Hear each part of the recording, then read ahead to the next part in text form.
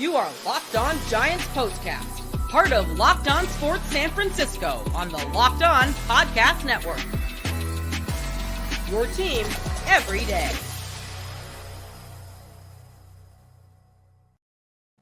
Yo, what's up, everyone, and welcome back to the Locked On Giants Postcast. I'm your host, Erik Triple E Engel. You may know me as the former producer for the Murph and Mac Morning Show on KMBR, and today the Giants nearly let this one slip through their grasp after jumping out to an early 4-1 lead, but a big St. Louis Cardinals error bailed them out, leading the Giants to a 6-5 win. And with the win, 500 is still in play if they finish out the season tomorrow with a win. That error came on a huge 8th inning Brett Wisely bunt. Imagine that, putting the ball in play and good things happen. This comes on the heels of a disaster 7th inning implosion by Erik Miller that allowed the Cardinals to tie the game at 5 runs apiece in the first place. But as we said, the win today puts the Giants in position to achieve a record of at least 500, which would be a better finish than last year. And with the win today, they're already finishing this season better than they finished last. They will indeed do that this year, as they have now 80 wins this season, which is more than last year's 79 wins. We'll break it all down, but first I want to thank all of you for watching us on the Locked On Sports San Francisco YouTube channel. Please hit that subscribe button. Thanks also for listening on the Locked On Giants podcast feed, making us your first listen following these Giants games. Make sure to check out the Locked On Giants Daily Show for more in-depth coverage as your second listen. Ben Kaspick does a great job. This episode today is brought to you by Booking.com. Booking.yeah, the right state can make you a fan of any city, even your baseball rival. Book today on Booking.com, the official accommodation partner of Major League Baseball. Get the Booking.com app today.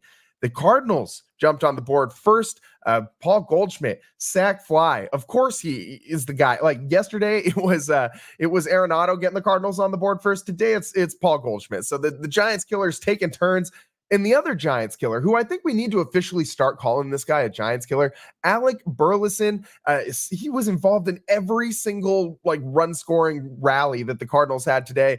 And this guy was at the center of all those other rallies that the Cardinals had in all their prior wins over the Giants this season. All 3 of them out on that prior road trip the Giants had this season when they went out to Rickwood Field, played the Cardinals there, and then finished that road series at Busch Stadium. And the Cardinals and Alec Burleson, Paul Goldschmidt, Nolan Arenado, all the Giants killers combining forces to take the Giants down. And they were trying to ruin fan appreciation weekend, man. Like, the Giants need to finish this series out with a win tomorrow. If you have to win tomorrow, it's fan appreciation weekend. You got to win for the fans, and you got to win to get this team up to 500 to finish out the season. I think that would be some kind of moral victory for this team. And that sucks that we're talking about moral victories with 2 days left to go in the season. Now 1 day left to go.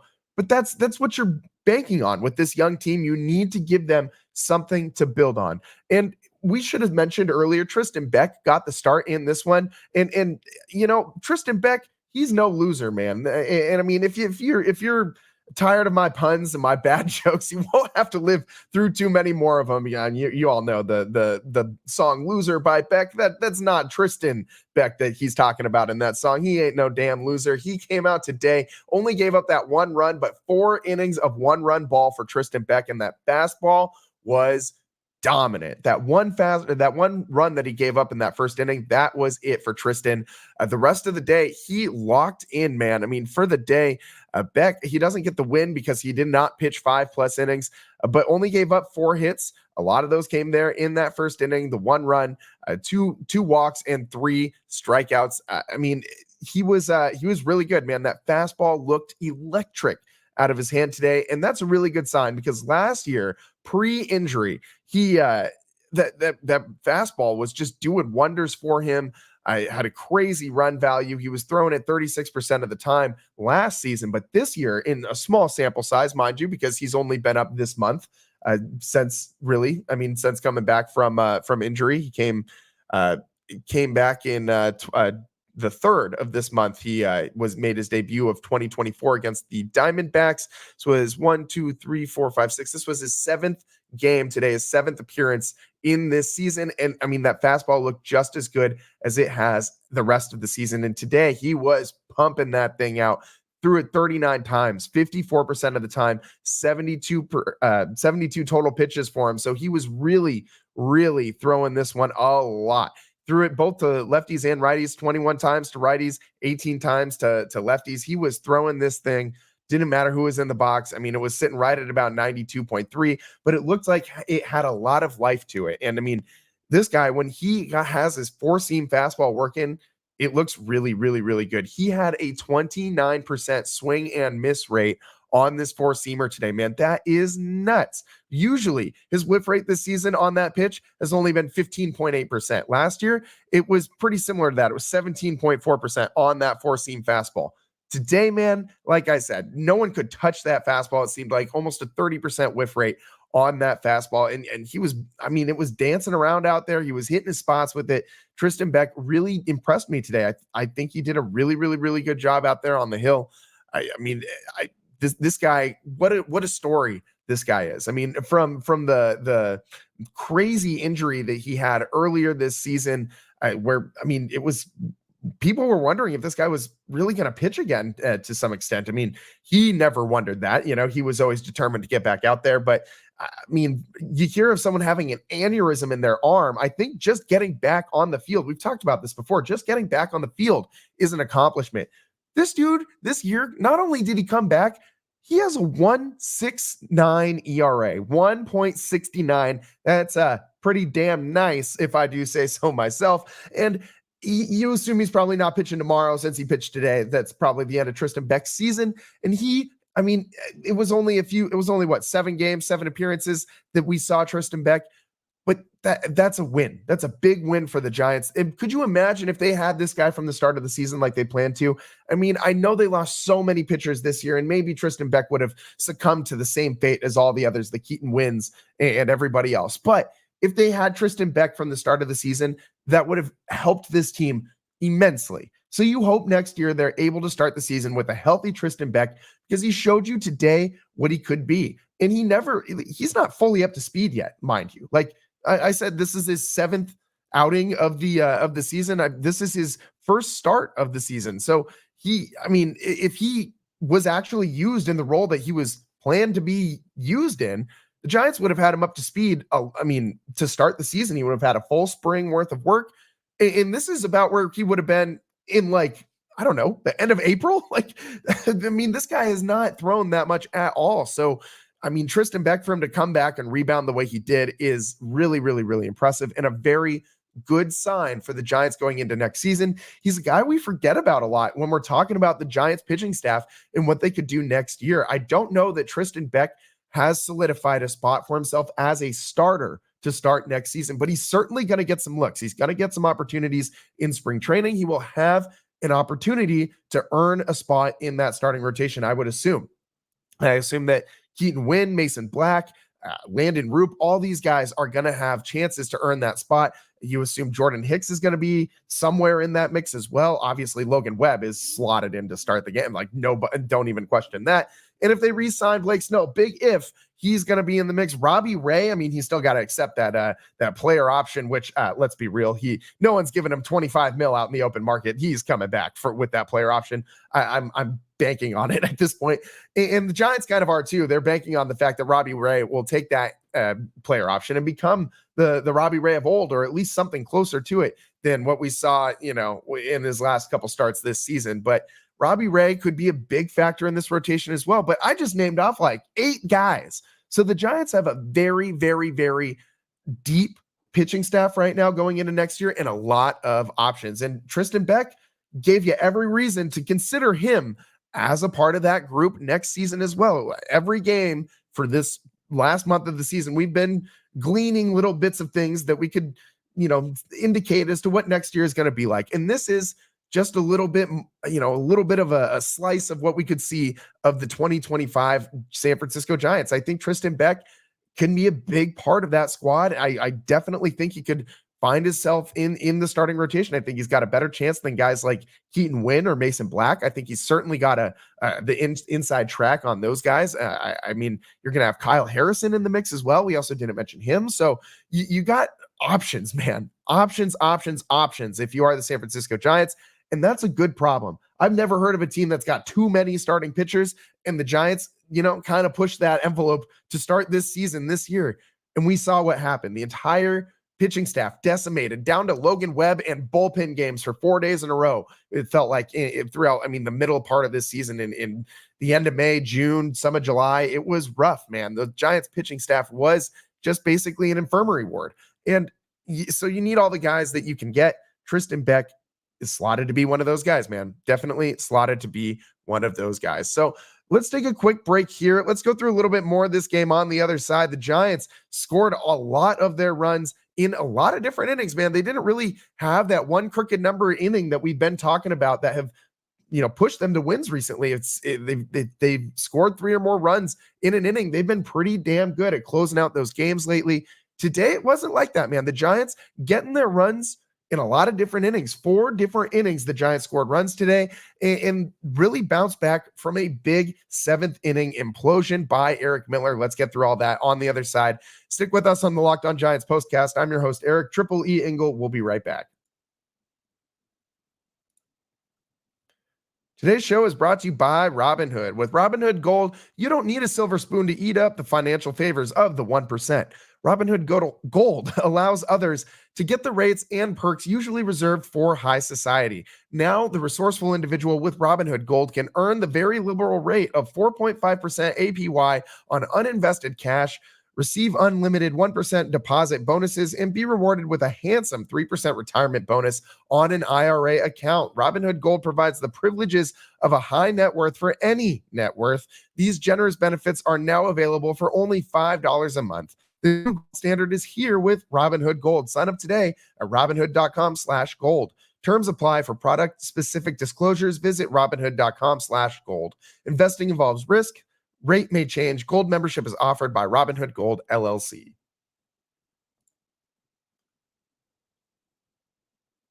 Welcome back to the Locked On Giants postcast. I'm your host, Erik Triple E Engel. Today, the Giants win 6-5 over the Cardinals at Oracle Park, and man, they almost let this one slip through their fingers. The Giants, after the Cardinals got on the board first, the Giants, and Cardinals kind of sparred, trading runs for the rest of this game. In the first inning, Giants tacked on their first 2 runs of the game. It started with a Mark Canha double right off the bat, and the Ramos singled, Wade singled. That Wade single scored Mark Canha and tied the game at 1 apiece. And then come the rally killers. Matt Chapman strikes out. Thankfully, Encarnacion singles and scores Ramos, and the Giants take a 2-1 lead before we got the Pat Bailey ground into double play to end the inning. But man, the Giants really know how to kill a rally, don't they? Strikeouts and double plays seem to be the Giants' favorite things to do with runners on base. It's been a little better this month, man. And today they did get it done. They score 6 runs, so you can't nitpick too much about it. And with runners in scoring position, they were actually 6 for 13. So that's a really good day at the dish with runners in scoring position. It did not seem like it was going to start out that way, considering how this first inning ended. I thought the Giants really needed to score another run there. I did not think, as it ended up being the case, that the Giants were going to, have a 2-1 lead, and that would be enough for the rest of this game. But the Giants tacked on 2 more in the bottom of the 4th. Chapman, a leadoff double. Bailey singles to score him. 3-1 Giants lead. So the 2 guys who killed the prior rally come through for the Giants later on in this situation. And then you get other people who ruined the rally. Tyler Fitzgerald and Grant McCray both striking out to kill that rally in the 4th inning. But again, not before Casey Schmidt comes up with a double in between those 2 strikeouts to score Pat Bailey, who also had a steal today. Like, Pat Bailey's legs looking fresh out there, man. 4-1 Giants lead after that point in the bottom of the 4th. And that was it for Tristan Beck, as we talked about. So in comes Sean Jelly in the top of the 5th. And he gave up a run as well. Sean Jelly has been okay for the Giants. He had a cool moment pregame today with a kid that the Giants went and found at the the little arcade game that they have. It's like a pitching machine thing for kids where you go in and it'll tell you how fast you're throwing the ball. It's in like the where all those like different flavored popcorns things are at the I think they call it like the midway section at Oracle Park. Anyways, the Giants went and found a kid down there who's in full uniform, just checking out the velo down there, and they had him go throw out the first pitch of the game, jog in from the bullpen, accompanied by big old Sean Jelly out there. It was kind of a funny visual watching big giant Sean Jelly running out there with this little kid. And I mean, that kid, to his credit, I mean, he was ready to go. He was a gamer, ready to go. He had the right kind of pants. He had the jersey, the hat. He had the whole 9 yards, man. He got out there and credit this kid. He went right to the rubber. There was no like from the edge of the grass and the dirt thing. This kid put his foot on the rubber and he did bounce it. I will say he did bounce it, but this kid looked like he couldn't have been older than like maybe 8 years old. And he went out there with just confidence on 1,000 million. So that was a cool sight to see. That's the kind of stuff that you're looking for on Fan Appreciation Weekend. I thought that was a cool moment with Sean Jelly pregame. He does give up a run in this game, but he gets out of it before any other damage is done. At the center of this rally, again, Mason Wynn singled, and then Alec Burleson singles to put Wynn in scoring position at third base. Paul Goldschmidt, productive ground out, scores him. So again, the Giants killers, Burleson and Goldschmidt today at the center of all of these Cardinals rallies. In the 6th inning, you saw Doval come in, mostly clean inning. I always think the Doval innings are really interesting right now just because he's been so up and down this season, and he's Dr. Jekyll and Mr. Hyde. Every inning could be a perfect, immaculate inning where he strikes out 3 guys on 9 pitches. Like, that's totally in play for Doval. It's also totally in play that he doesn't get a single strike over the plate and he walks 4 dudes in a row and allows one of those runs to score if Melvin gives him a long enough leash to do so. So every time Doval is in, something interesting can happen. And today it was pretty uninteresting, man. He did give up a hit, but gets 2 strikeouts in the process. So overall, an okay day for Doval. And it's just, that's one of the biggest question marks I think the Giants have going into next year. How the hell does this guy fit in? What's he going to do? Like, there's no way they're going back to him at closer after the way Ryan Walker has played this season. So what the hell do they do with Camilo Doval? I mean, I don't know, man. Where does he fit in this Giants bullpen? Is he a setup guy? Is he a 5th inning? He came in the 5th inning or 6th inning today. Is he going to be pitching in the 6th inning from now on? Who knows? This guy is, I mean, literally anything could happen. They could trade him in the offseason. Like, anything could happen with this guy. There is so much up in the air with Camilo Doval. In that, every game, the fact that there's no real like one game he's terrible, one game he's fine, the next he's great, and then he's back to terrible. So like, I don't really know what the pattern is. I don't know where he's trending. It's very, very, very weird to try and figure out what's going on with Camilo Doval, other than just that he's a head case, man. And I hope he finds it. I hope he figures it out soon. I truly don't think he will ever regain the form that we saw last year while he is in San Francisco. I think he's going to need to go elsewhere to do that. And I think that he might get that chance. Honestly, I think that the Giants might eventually just trade him. Maybe a team is willing to overpay and give up something, a prospect, a top-end prospect, maybe not a top-end prospect, but like a guy that could develop into a top-end prospect for a chance on a kicking the tires on a guy that used to be one of the most dominant closers in all of baseball. Maybe he just needs a change of scenery. I think there's a lot of teams out there that could be interested in a guy like that. Moving on through this game in the bottom of the 6th, after the Doval half inning, Matt Chapman, his 2nd leadoff double of the game, Encarnacion moves him over with a productive ground out, and Pat Bailey, sac fly, scores Chapman. Bailey with a couple ribbies today, man, doing it on the ground with his legs on the base pass. Pat Bailey looking pretty good today, considering what he's looked like in the second half of seasons up until this month specifically. He really turned the corner at the start of this month, and I think that that's a good sign, because Pat Bailey has been I don't know if he still is, but for a while was the worst second half batter basically in all of baseball. He had the lowest OPS and looked miserable up at the dish, if I'm being totally honest. Looked like he couldn't hit water if he fell out of a boat, man. And so after the Pat Bailey sac fly scored Chapman, Giants had a 5-2 lead, and they almost scored again, man. They loaded up the bases. Fitz walked, Wisely walked, McRae singled to load the bases, and up came Mike Yastrzemski. He made some loud contact, gave one a ride to deep center field, but it stopped right at 380 feet, not deep enough. And the Giants strand all 3 of those runners. And that was, he just missed that one, man. Mikey Yaz gave that one a ride, but you're still sitting pretty 4 or 5-2 lead at this point. You're thinking you just give this to Erik Miller and then Rogers, and then you go to Walker in the 9th, and you're solid. And that is not at all what happened. Erik Miller had like the most disaster inning that he has had all season long. I can't remember another game where he failed to record an out. He came up, walked Burleson, again at the middle of every rally today. And Goldschmidt doubled again at the middle of every rally today. And then Donovan doubled, scored both of those runs.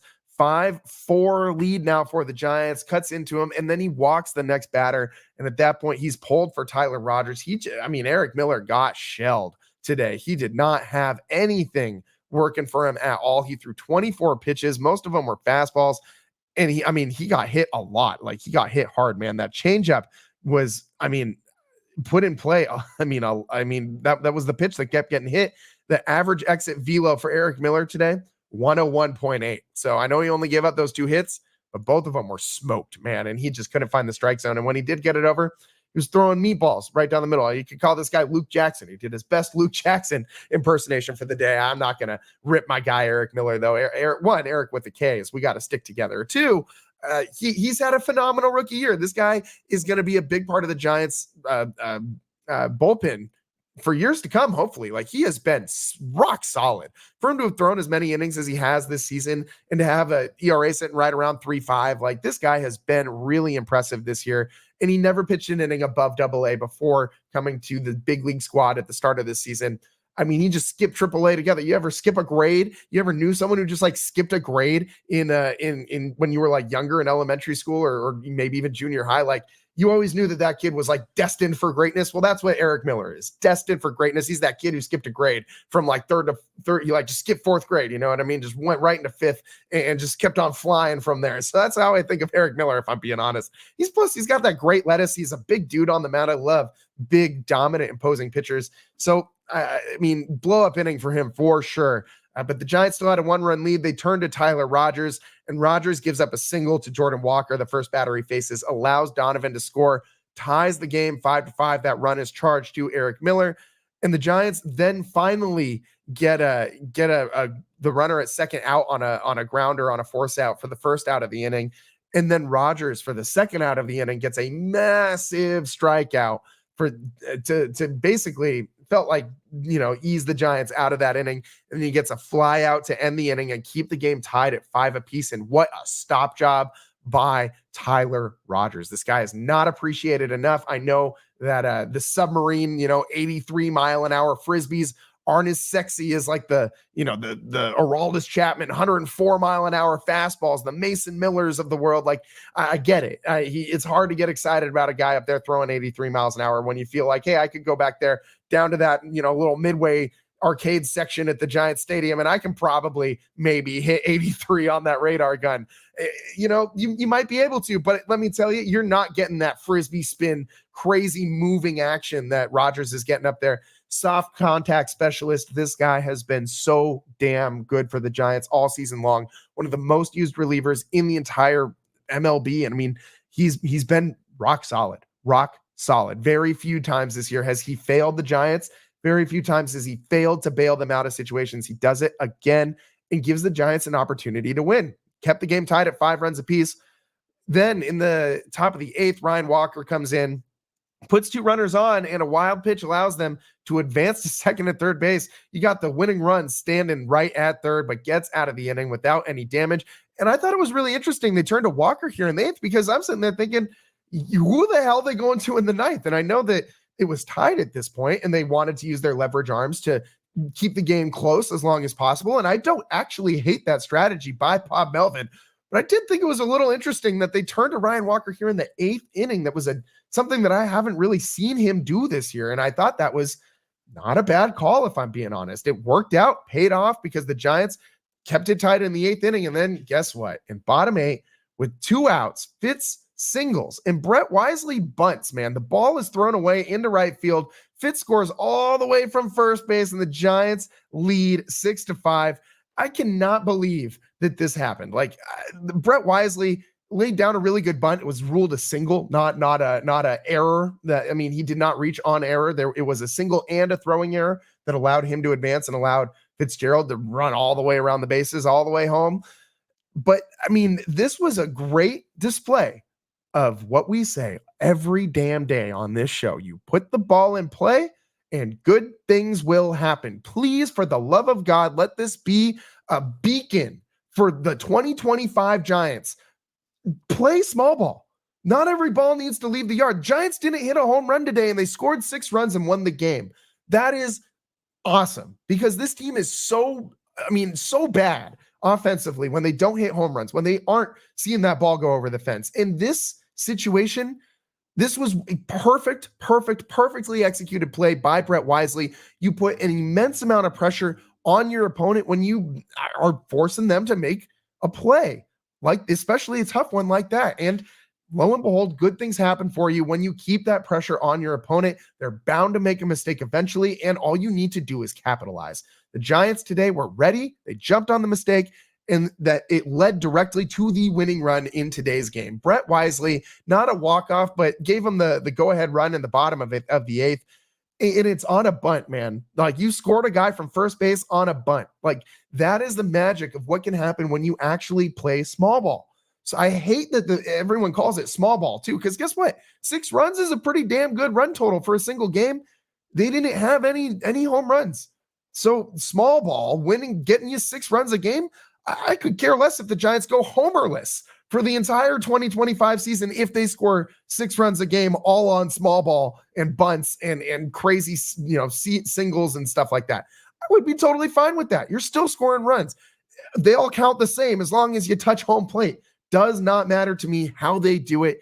But one thing's for certain, the more opportunities, the more ways that you can give yourself to score these runs, the better chance you have to win games. If the Giants can do things like this more next season, they should win more games.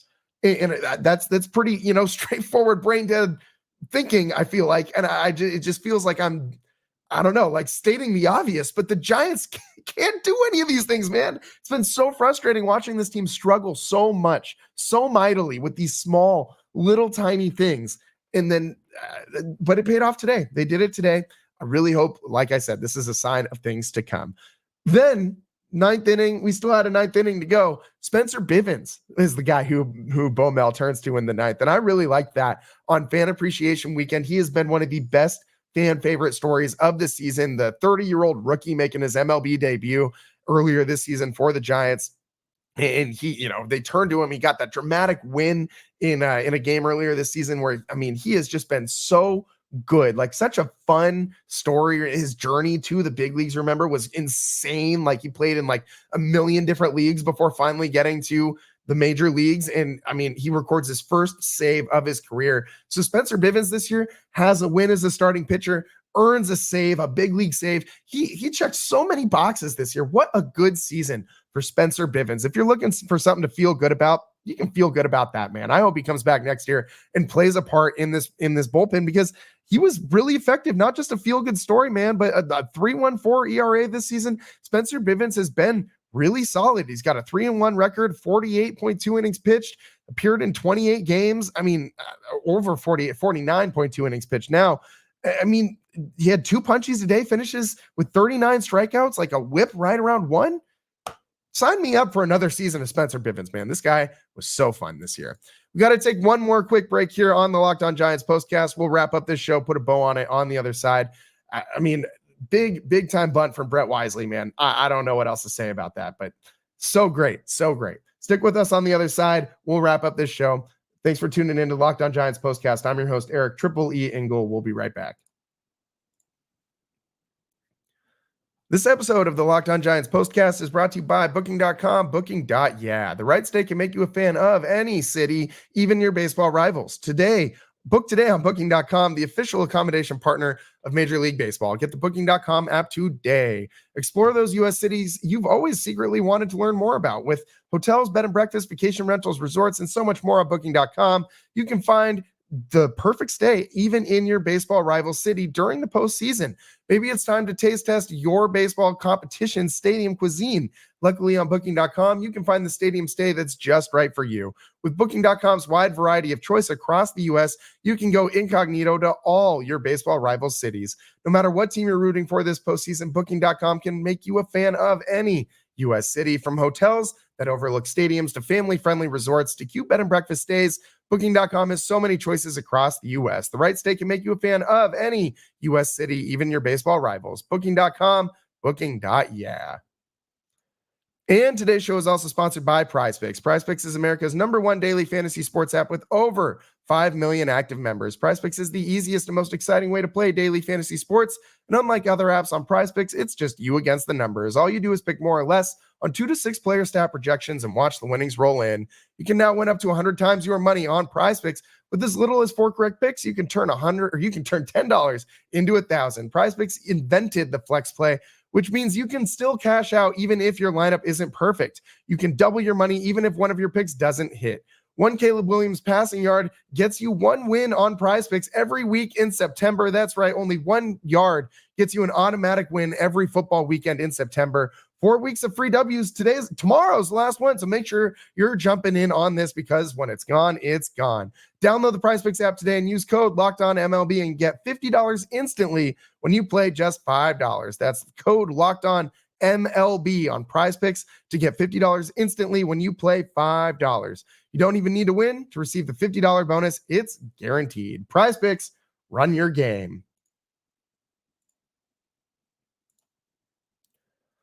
Welcome back to the Locked On Giants postcast. I'm your host, Erik Triple E Engel, and today the Giants win 6-5 over the St. Louis Cardinals. The Brett Wisely bunt heard around the world. I feel like we got to come up with a name for this Brett Wisely bunt, man. It was a fun game for the Giants today. Back and forth. They scored in 4 different innings, and they overcome a 7th inning disaster. 3 runs that they gave up, all charged to Erik Miller. Did not record. He was unable to record a single out in the inning before Rodgers had to come in and bail him out. And what a stop job by Rodgers, man. Tyler Rodgers, very underappreciated. And the Giants today offensively, 6 for 13 with runners in scoring position. I feel like we should throw a parade down Market Street, man. This was a very good day for the Giants at the dish. Almost everybody who played got a hit. Mike Yastrzemski, the only Giant who did not come up with a hit today, who got an at-bat. And but still, you end up with 11 hits. You only strike out 7 times. Again, another miracle for this Giants team. Sub double-digit strikeout numbers. Amazing. Just awesome day for the Giants. I'm amazed that they won this game. I thought that they were for sure going to lose the way that this team has been, playing throughout the season and the way that they've been in 1-run games. With the win today, another 1-run game. They're now 500 even on the season in these 1-run games. You have a chance to get to 500 for your real record if you win tomorrow. If the Giants win tomorrow, finish the season at 81-81. Not where we wanted to be. Straight up not where the Giants expected themselves to be and not where the fan base wants the team at all. But I do think it matters to this team to get back to 500, have a little bit of pride, and wrap up this season feeling good about themselves. So we'll look for a win tomorrow in the final game of the season. I hope that the Giants are able to pull off a win, send all the fans home happy on Fan Appreciation Weekend, and finish the season at 500. I think it matters. I do think it matters for the mindset. It's not like the end of the world if you don't get there, but I think it helps a lot if you do. Make sure you're tuning in for tomorrow's show. It's our last Giants show of the season, but it's not our last Locked On Giants or our Locked On Sports San Francisco postcast. We still got 49ers on Sundays for the rest of the season, or sometimes Thursdays, sometimes Mondays. And we also got Locked On Warriors postcasts coming your way. That's going to be very, very, very soon. Warriors tip off less than a month, October 23rd. We are almost in basketball season already again, man. So make sure you're following on the Locked On Sports San Francisco YouTube channel, and you'll never miss a postcast, man. Just like my guy who's back in the comments again, Roland, even though he's just, he loves to hate follow, man. So I encourage the hate follow too. If you hate my takes, still follow along, man. Still follow along. Appreciate the listen from my guy, Roland. So thanks for tuning into the Locked On Giants postcast. We'll see you next time. Peace.